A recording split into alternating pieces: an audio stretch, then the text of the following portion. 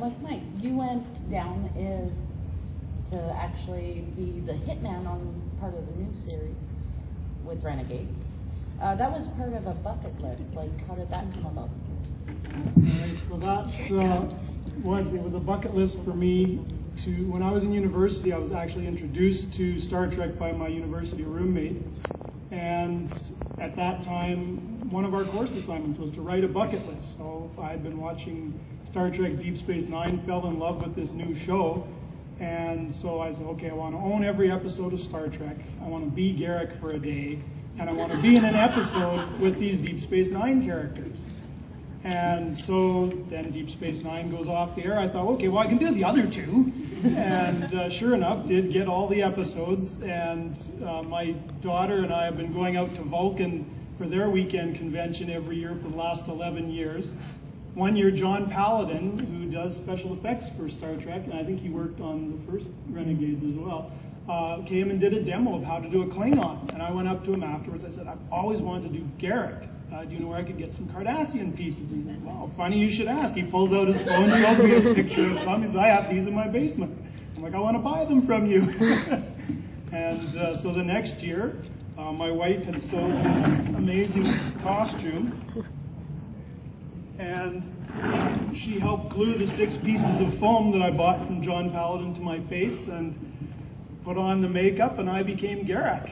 And had a great day in Vulcan, being Garrick for a day, thinking, oh, check that one off my bucket list, and now I'm done my Star Trek bucket list.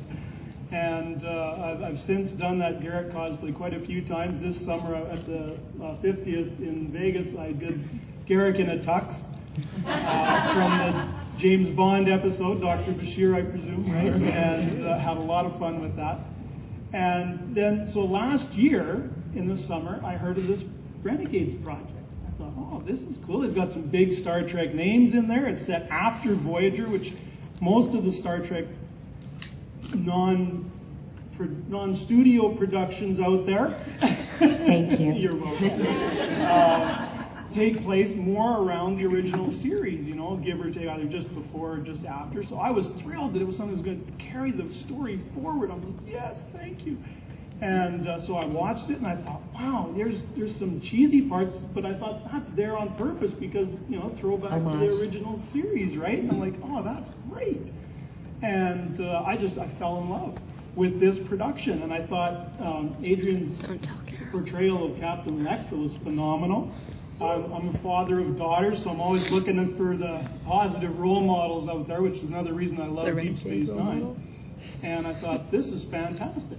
Then I heard they were doing this Kickstarter for the next episodes. I thought, oh, great. So I'm on there, got my kids to show me how to use Facebook and Twitter. And I just promoted the Trek out of it. Yeah. I guess I did too good of a job about that. But oh, no, you were amazing.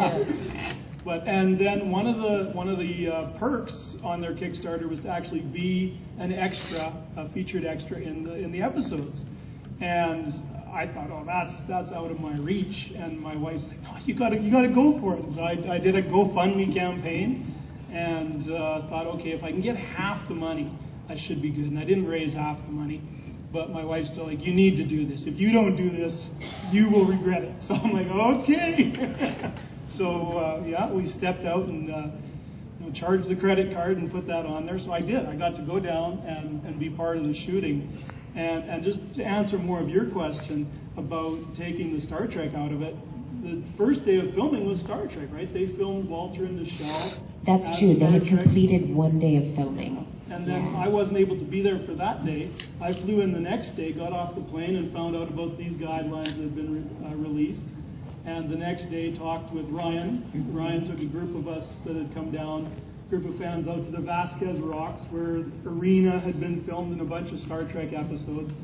And after we were done being like kids climbing all these rocks, he said, okay, what we've done is we've taken the Star Trek elements out. Oh, we all cried together. And but the next day, went on set and got to see the bridge of the Enterprise D. And I thought, this is so, I got to vacuum the bridge of the Enterprise D before we rearranged it and put black paneling on it and made it look non-Star Trek. And I'm thinking, oh, like again, I cried. You know, I got to see Walter with his grandson and grandnephew doing a backstory that you'll see in the next episodes. And got to meet Tim Russ, and his mom was there, and his daughter, who's also in this film and the next two episodes that are coming out. And just watching what happened, even though it's not Star Trek, you won't have to use much of your imagination to see it as the Star Trek story was written as. But like you said, it's just a fantastic sci-fi story, whether it's Star Trek or not. So I think it's a great story that if you were hoping to see what happened to these characters, you won't be disappointed. If you show it to someone who doesn't know Star Trek, they'll say, this is an awesome sci-fi show and I can't wait to see the rest of the series. So yeah, so I did get to act with the 4 Deep Space Nine actors that were there were Terry Farrell, Aaron Eisenberg, Hannah Hattai, and then Sir Lofton I didn't get to meet till Vegas, but so I didn't get to work with him. But I had a hoot getting to interact with Aaron and Hannah. Those two have a lot of fun on set. I'm sure you've had more fun with them than I got to as well. And I got to drive with Aaron's girlfriend Melissa, who is in the same scene with me. You'll see her in the show, to get his teeth from their house. God, So- this business is weird. So Nog isn't in the show, but his teeth are. I can't remember what he settled on, but Aaron kept trying to come up with what